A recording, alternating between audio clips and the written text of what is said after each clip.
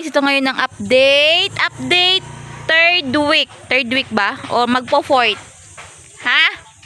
Fourth week. So, ito yung gate. Ito na yung update, guys. Yes. Yan na. And, nandito na yung ating deposito. Napakalalim ng deposito natin, guys. Ang lalim niyan. So, yan. So, yung deposito natin, dalawa. Lalim. Yan. Tapos, meron tayo dito puno ng rambutan. Ayan. Yan. And, ito na yung ating update. Ito yung pintuan. Oh, ito na sila. Yan. Yan ang aming designer. Ano yung harang? Kumbaga sa kasa. Okay. Tapos mo ilagay yung TV. Okay, Para okay. dito yung sopa. Pael. Okay. Tingnan mo, oh. May maliit dito, di ba na na harang. Pa maglagay ng plot panel. Ganda nun. Ayan. Ayan na aming designer. Yan po si Jerby. Magaling mag-design yan.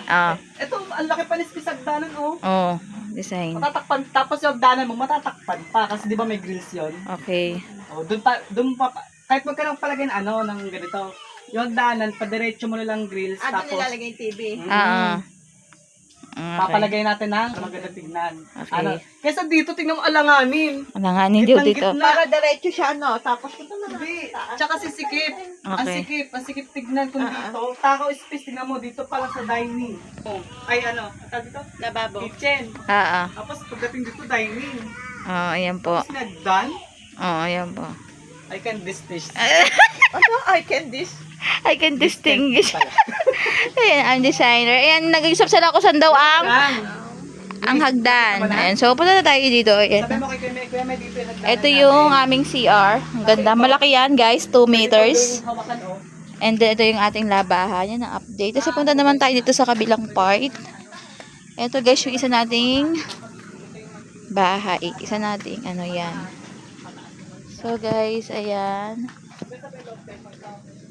Ito yung isa. So, ito, guys, kasi abang lang to. So, wala pa tayong pera para dito. So, ito rin yung kanyang deposito. Malahaba. Yan. Ito yung panambak. Hi, guys! Hi, Nathan! Hi, mga pamangking kong makukulit. Baliw daw. So, ayan na, guys. Ayan na, guys, yung ating update sa ating pa 4th week. Sa ayun yung mga bakal niya, guys.